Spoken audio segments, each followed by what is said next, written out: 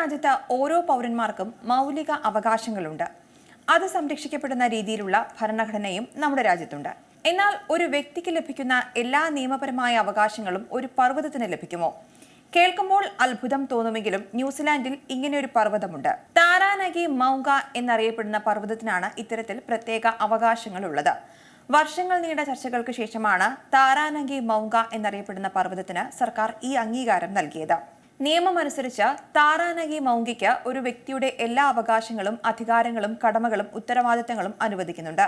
പർവ്വതത്തിന് നിയമപരമായ പേര് നൽകുകയും ചുറ്റുമുള്ള കൊടിമുടികളും ഭൂമിയും സംരക്ഷിക്കുകയും ചെയ്യുന്ന Taranaki Maunga collective redress bill New Zealand parliament പാസാക്കിയതോടെയാണ് ഈ വിചിത്ര അവകാശം പർവ്വതത്തിന് ലഭിച്ചത്.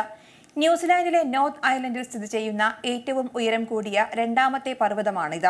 രാജ്യത്ത് ഏറ്റവുമധികം ആളുകളെത്തുന്ന ഒരു വിനോദസഞ്ചാര കേന്ദ്രവും ഇതാണ്. താരാനഗി മാവോറിക് പർവ്വത പ്രദേശത്തിന് കാര്യമായ സാംസ്കാരിക പ്രാധാന്യമാണുള്ളത്. ബില്ല് പാസാക്കിയതോടെ താരാനഗി മൗംഗയ്ക്ക് ഇപ്പോൾ ഒരു വ്യക്തിയെപ്പോലെ നിയമപരമായ അവകാശങ്ങളും പരിരക്ഷകളും ലഭിക്കുന്നുണ്ട്. താരാനഗി മാവോറിയും ഇവിടത്തെ ഗോത്ര സമൂഹങ്ങളും തമ്മിലുള്ള ആഴത്തിലുള്ള സാംസ്കാരികവും ആത്മീയവുമായ ബന്ധത്തിന്റെ അംഗീകാരമായാണ് സർക്കാർ ഈ അംഗീകാരം നൽകിയത്. നൂറുകണക്കിന് ആദിവാസി ഗോത്ര സമൂഹാംഗങ്ങളായിരുന്നു ബില്ലിന്റെ അന്തിമ അംഗീകാരത്തിന് സാക്ഷികളായത്. പർവ്വതത്തിന്റെ വ്യക്തിത്വം അംഗീകരിക്കുന്ന ബിൽ പാർലമെന്റിലെ 123 അംഗങ്ങളും ഏകകണ്ഠമായി അംഗീകരിക്കുകയായിരുന്നു. നിയമപരമായ പരിരക്ഷകൾ ഉറപ്പാക്കിയ ബില്ല് പാസാക്കിയതിന് പിന്നാലെ പർവ്വതത്തിന്റെ കൊളോണിയൽ നാമമായ മൗണ്ട് എഗ്മോണ്ടിനെ ഔദ്യോഗികമായി മാറ്റി പ്രാദേശിക മാവോറി നാമമായ താരാനഗി മൗംഗ എന്ന പുനർനാമകരണവും ചെയ്തു.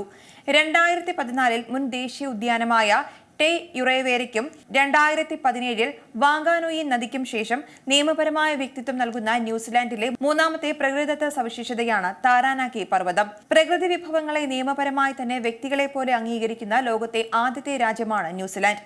നിലവിലെ ഈ തീരുമാനത്തിലൂടെ കോളനിവൽക്കരണ കാലത്ത് താരാനഗി മേഖലയിൽ കഴിഞ്ഞിരുന്ന മാവോറികളോട് ചെയ്ത അനീതികൾക്ക് പരിഹാരം കാണാനാണ് ന്യൂസിലാൻഡ് സർക്കാർ ശ്രമിക്കുന്നത്. 18ാം നൂറ്റാണ്ടിൽ ബ്രിട്ടീഷ് പരിവേഷകനായ ജെയിംസ് കുക്കാണ് ഈ കൊടുമുടി കണ്ടെത്തുന്നതും അതിന് മൗണ്ട് എഗ്മോണ്ട് എന്ന് പേരിട്ടതും. പ്രത്യേക അവകാശങ്ങൾ ലഭിച്ചതോടെ താരാനഗിയിലേക്കുള്ള യാത്രയ്ക്കും പ്രദേശത്തോട് എങ്ങനെ പെരുമാറണം എന്നതിനും പ്രത്യേക മാർഗനിർദ്ദേശങ്ങൾ ഉണ്ടാകും. ഏറ്റവും പുതിയ വാർത്തകളും വിശേഷങ്ങളും വിരൽത്തുമ്പിലറിയാൻ സീ മലയാളം ന്യൂസ് എല്ലാ ഡിജിറ്റൽ പ്ലാറ്റ്ഫോമുകളിലും ലഭ്യം.